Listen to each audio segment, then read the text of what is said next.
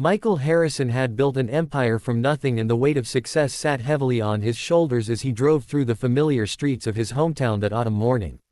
At 58 years old he had learned that wealth could buy comfort but never peace, and today he was coming home earlier than expected, hoping to surprise the woman he planned to marry. The gates of his estate came into view sooner than anticipated, and he slowed his car, allowing himself a moment to imagine the life he hoped to build here with Catherine Reynolds. She was elegant and refined, everything society expected of a man in his position, and for months he had convinced himself that companionship at this stage of life was enough. His daughter Emma, just 7 years old, deserved a complete family, or so he had told himself during the long nights when doubt crept in. But as he approached the entrance, something made him pause.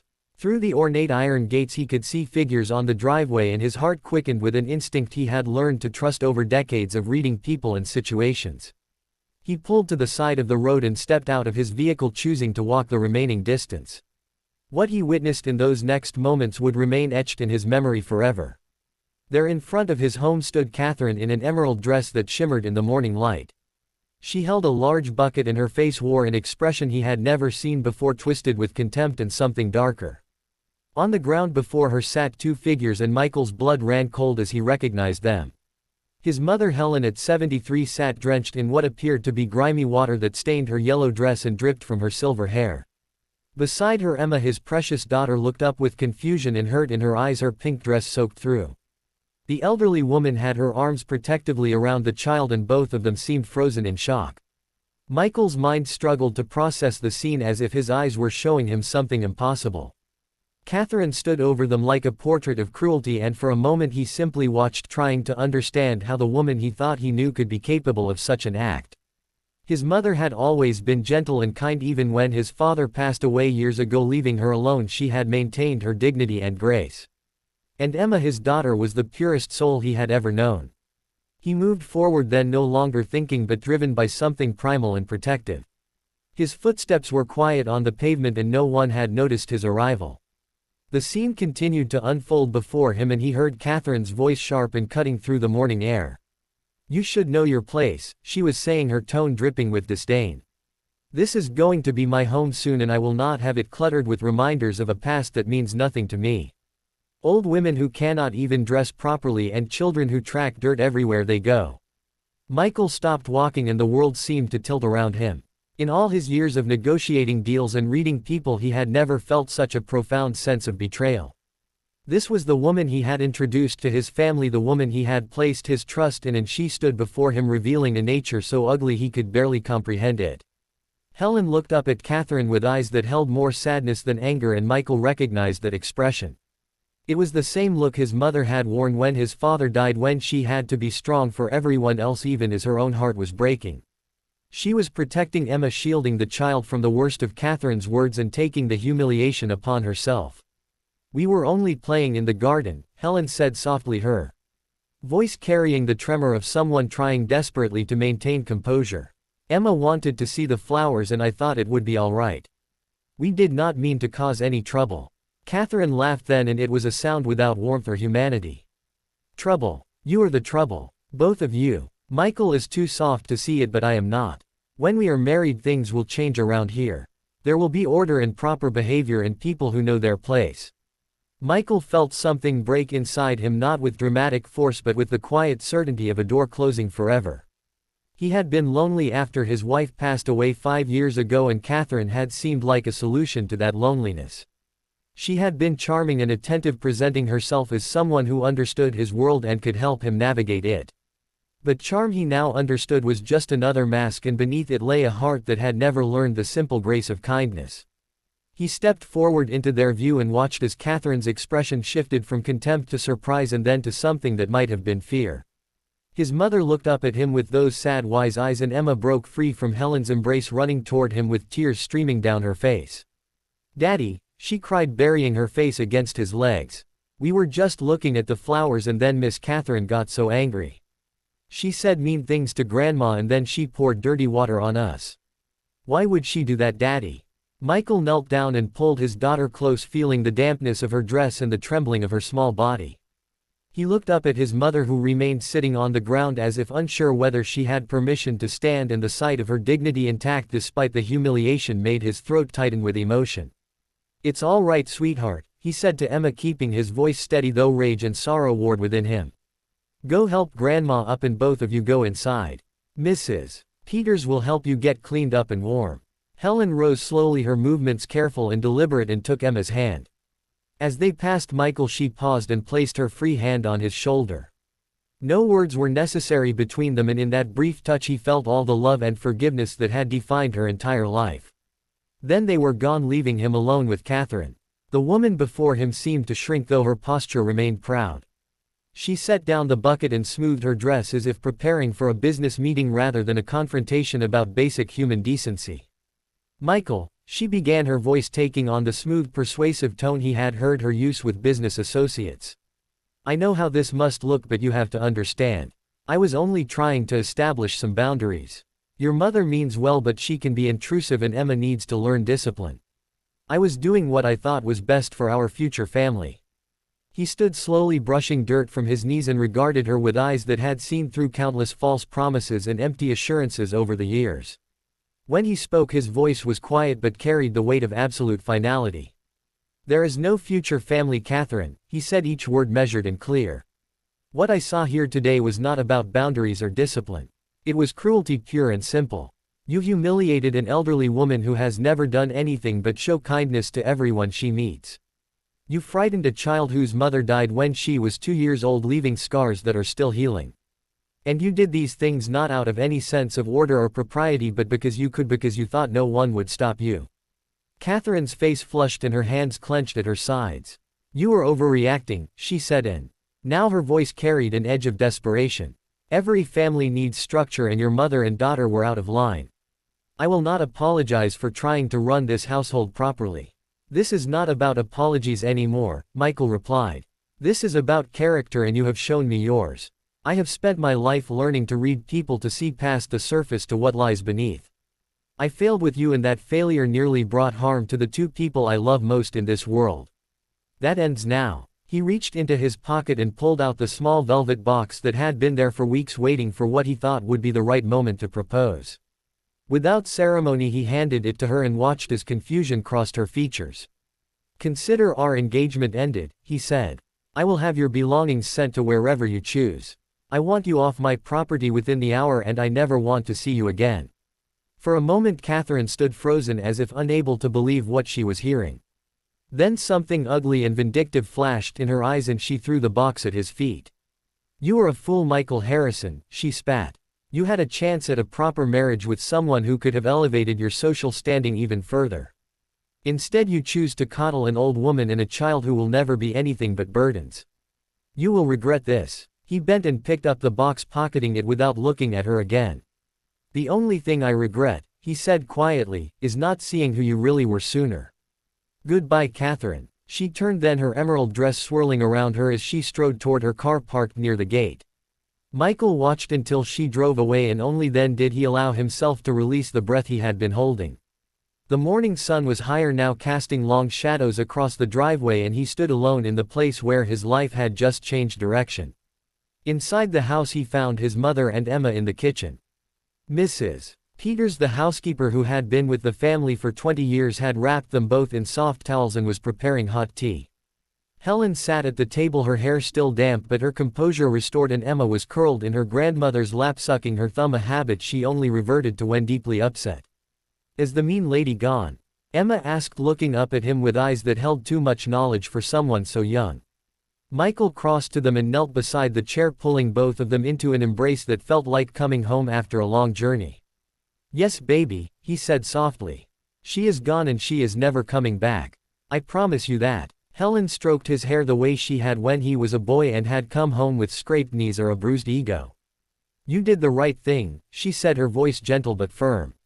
"I know you thought you were doing what was best for Emma, giving her a mother figure, but that woman would have poisoned this home. Better to be alone with love than together with cruelty." He pulled back and looked at his mother, really looked at her and saw the strength that had always been there beneath the soft exterior.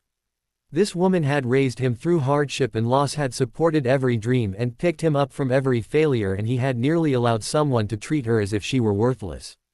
"I am so sorry, Mom," he said, and his voice broke on the words. "I should have seen it sooner. I should have protected you both." She cupped his face in her hands that were wrinkled now but still capable of such tenderness. "You did protect us," she said. "When it mattered most you saw the truth and you acted on it. That is all anyone can do. We all make mistakes, Michael, but good people correct them." Emma wiggled free and threw her arms around his neck. "I love you, Daddy," she whispered. "I was scared but now I feel safe again." He held her close, breathing in the scent of her hair and feeling the steady beat of her heart against his chest. This, he thought, was what mattered. Not the empire he had built or the respect of society, but these simple moments of connection and love with the people who knew him best. In the days that followed, Michael found himself reassessing everything he had believed about his life. Catherine's departure left a void, but it was not the painful emptiness he had feared. Instead, it felt like a clearing away of something toxic that had been slowly poisoning the air without his awareness. He spent more time at home, taking Emma to school himself and arriving early to pick her up. He listened to her chatter about friends and lessons and the small dramas that seemed enormous in her world. He began having dinner with his mother every evening, conversations that ranged from memories of his childhood to discussions of philosophy and current events. Helen had always been wise, but somewhere along the way he had stopped listening, really listening to her insights. One evening about 2 weeks after the incident, they sat together on the back porch watching Emma chase fireflies in the garden. The autumn air was crisp and carried the scent of fallen leaves and wood smoke from a neighbor's chimney. "Do you ever regret it?" Helen asked, breaking the comfortable silence. "Not having someone to share your life with, I mean." Michael considered the question, watching his daughter's silhouette dance against the twilight. "I thought I needed that," he admitted. "After Sarah died I felt like half of myself was missing, and I convinced myself that finding someone new would make me whole again. But I was looking for the wrong thing. I was seeking companionship when what I really needed was to reconnect with the people who already loved me." Helen reached over and took his hand. "You loved Sarah deeply," she said. "That kind of love does not come along often, and perhaps it is not meant to be replicated. But there is more than one way to build a life, Michael. You have Emma and you have me for as long as I am here, and you have work that challenges you and brings you satisfaction. That is more than many people ever find." He squeezed her hand, feeling the fragility of her bones beneath the papery skin, and realized with a pang how much time had passed. His mother would not be here forever, and every moment with her was precious. Emma was growing to 7 years old now, but soon she would be 17 and then 27, building her own life and making her own choices. "I have been thinking," he said slowly, "about making some changes. The company runs well without me there every day, and I have good people in place. Maybe it is time to step back a bit, focus more on what really matters." Helen smiled, and in the fading light she looked younger somehow, as if his words had lifted a weight she had been carrying. "That sounds like wisdom," she said. "Success is not measured only in dollars and achievements, Michael. Sometimes the greatest success is knowing when to slow down and appreciate what you have built, not in the world but in your heart and in your home." Emma ran up to them then, breathless and excited, holding a mason jar with several fireflies glowing inside. "Look, Daddy, look, Grandma," she exclaimed. "I caught them, but I am going to let them go. Mrs. Peters said they are happier when they are free." Michael lifted her onto his lap, jar and all, and together they watched the tiny lights pulse in their glass prison. "Mrs. Peters is right," he said. "Some things are not meant to be kept. Their beauty is in their freedom." Emma nodded solemnly and unscrewed the lid, tipping the jar so the fireflies could escape. They rose into the darkening sky, their lights blinking like tiny stars, and the three of them sat watching until the last one disappeared into the night. That moment crystallized something for Michael, a truth that had been forming in his mind ever since that morning on the driveway. Life was not about control or possession, or even about finding the perfect circumstances. It was about presence and gratitude and the courage to let go of what did not serve love. Catherine had been about control, about ordering the world to fit her vision of propriety and status. But real love, the kind that mattered, was about acceptance and kindness and showing up for the people who needed you, not because it benefited you but because it was right. In the months that followed, Michael restructured his business, delegating more responsibility and creating space in his life for the things that mattered. He coached Emma's soccer team despite knowing almost nothing about the sport and laughed with her when he called fouls at the wrong time. He took Helen to the theater and to art galleries, rediscovering the cultural interests she had set aside to raise him. He volunteered at a local charity that helped families in crisis and found satisfaction in work that would never appear on a balance sheet. And slowly, almost without noticing, he began to heal from losses he had not fully acknowledged. Sarah's death had left him bereft, and rather than grieving properly, he had tried to fill the void with someone new. Now he allowed himself to remember her with joy instead of pain, to tell Emma stories about her mother and keep those memories alive. He visited Sarah's grave and spoke to her, telling her about their daughter's accomplishments and his own struggles, and somehow that simple act of honoring what had been brought him peace with what was. He never saw Catherine again, though he heard through mutual acquaintances that she had moved to another city and married someone else. He wished her no ill will, but he was grateful that her departure had come before she could do lasting damage to his family. The incident had been a wake-up call, forcing him to examine not just his relationship with her but his entire approach to life and love and success. On Emma's 8th birthday they held a small party in the garden, the same place where months before such cruelty had occurred. Helen helped Emma blow out the candles on a cake they had baked together, and as Michael watched them laughing in the afternoon sunlight, he felt a contentment he had not known in years. This was enough, more than enough. This was everything. That evening, after the guests had left and Emma was in bed, Michael sat with his mother on the porch once more. The seasons had turned and spring was beginning to show itself in green buds and warming breezes. "Thank you," he said simply. Helen looked at him with curiosity. "For what?" "For being exactly who you are," he replied. "For teaching me about real strength and kindness. For protecting Emma even when it meant enduring humiliation. For loving us both so completely that it never occurred to you to be anything other than gracious." Tears shimmered in Helen's eyes, but she smiled. "That is what love does, Michael," she said. "It endures and it forgives and it protects, not because it expects reward but because it cannot do otherwise. You have always known that, even when you lost sight of it for a while. And Emma will know it too, because we are showing her every day." They sat together in comfortable silence, and Michael thought about the journey that had brought him here. He had built wealth and status and achieved more than he had ever dreamed possible as a young man. But none of that compared to this simple moment of connection with his mother while his daughter slept safely upstairs. Success, he had learned, was not about what you accumulated but about who you became in the process, and whether you had the courage to choose love even when it was difficult. The evening deepened and stars began to appear overhead. Michael felt the presence of Sarah in the soft breeze and knew somehow that she would approve of the life he was building. It was not the life he had planned, but it was authentic and filled with genuine love, and that made it precious beyond measure. As he helped his mother inside and checked on Emma one last time before bed, Michael Harrison understood with perfect clarity that he was exactly where he needed to be, and that the best part of his life was not behind him but unfolding right now in these quiet moments of grace and gratitude and love.